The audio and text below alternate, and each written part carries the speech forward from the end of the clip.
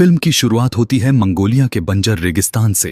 यह कोई साधारण रेगिस्तान नहीं, बल्कि पूर्वी एशिया का सबसे विशाल और डरावना रेगिस्तान है, जहां चारों तरफ सिर्फ धधकती हुई रेत, तपती हुई हवाएं और दूर तक फैली हुई वीरानी है। इन रेत के टीलों में मानो इंसानियत का कोई नामो निशान न हो। इसी वीराने के बीच एक बड़ी ऑयल कंपनी ने अपना कैंप डाला हुआ है।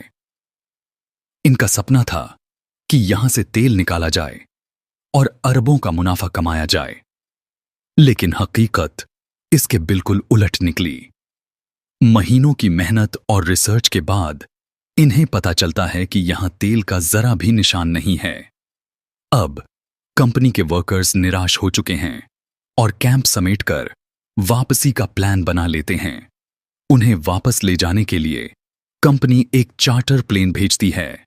उस प्लेन का पायलट है फ्रैंक टाउनसेंड, एक अनुभवी लेकिन जिद्दी इंसान।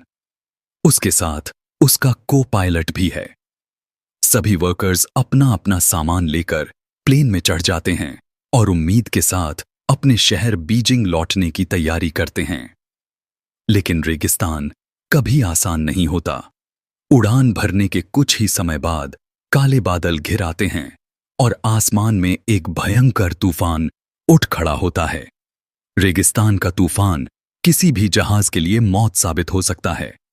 को पायलट फ्रैंक से कहता है, हमें अभी तुरंत लैंड कर जाना चाहिए। तूफान थमने तक इंतजार करना ही सही होगा। लेकिन फ्रैंक अपनी जिद में कहता है, नहीं, हम इस मौसम को पार कर लेंगे। हमारे पास समय बर्बाद करने का मौका नहीं। फ्रैंक का यह फैसला भारी पड़ता है। तूफान और तेज हो जाता है। रेडियो काम करना बंद कर देता है। जहाज का एक इंजन फेल हो जाता है और जहाज तेजी से नीचे की ओर गिरने लगता है। फ्रैंक इमरजेंसी लैंडिंग का फैसला करता है, लेकिन नीचे का रास्ता साफ नहीं दिख रहा। अचानक प्लेन की पूंछ एक चट्टान से टकराती है। दरवाजा खुल जाता है और एक वर्कर नीचे गिरकर मौत की आगोश में समा जाता है। प्लेन रेत में कई किलोमीटर तक घिसटता है। जब रुकता है तो उसके मलबे में दबे 2 और वर्कर्स की मौत हो चुकी होती है। बाकी लोग डरे सहमे इधर उधर भागते हैं। अब सब समझ जाते हैं कि वे इस मौत के रेगिस्तान में फंस चुके हैं। खाना पानी चेक करने पर पता चलता है कि मुश्किल से 1 महीने का राशन बचा है। इस बीच एक वर्कर कहता है कि वह इस रेगिस्तान से पैदल निकल सकता है, क्योंकि उसने कई जगह हाइकिंग और ट्रैकिंग की हुई है। बाकी लोग उसे समझाते हैं, यह जुलाई का महीना है। रेगिस्तान में यह सबसे भयानक मौसम होता है। यहां रेत पर कदम रखना भी आग पर चलने जैसा है। तुम रास्ता भूल जाओगे और प्यास से मर जाओगे। वह आदमी चुप हो जाता है। रात होती है। तेज हवाएं और रेत का तूफान उठता है। जॉन डेविस, एक वर्कर, टॉयलेट के लिए बाहर निकलता है। अंधेरे और तूफान में उसका पैर एक पत्थर से टकराता है। वह गिरता है और रास्ता भटक जाता है। रात की खामोशी उसे निगल लेती है। सुबह जब सब उठते हैं तो जॉन गायब होता है। लोग उसे ढूंढते हैं, लेकिन उसका कोई अता पता नहीं मिलता। एक लेडी वर्कर पायलट फ्रैंक से पूछती है, क्या कोई हमें बचाने आएगा? फ्रैंक ठंडी आवाज में जवाब देता है, हम अपने रास्ते से भटक चुके हैं। अगर कोई ढूंढने भी आएगा तो हमें कभी नहीं ढूंढ पाएगा। इन शब्दों से सबकी उम्मीदें टूटने लगती हैं। अब 2 वर्कर्स पैदल निकलने का निर्णय लेते हैं। वे अपने साथ पानी ले जाना चाहते हैं, लेकिन फ्रैंक मना करता है। इस पर बहस होती है और झगड़े में पानी बर्बाद हो जाता है।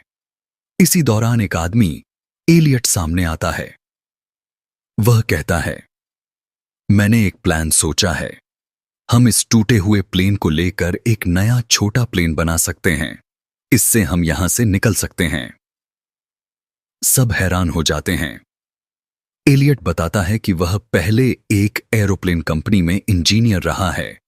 शुरुआत में फ्रैंक उसकी बात को नकार देता है, लेकिन हालात ऐसे बनते हैं कि अंततः सब लोग एलियट के आइडिया के साथ खड़े हो जाते हैं।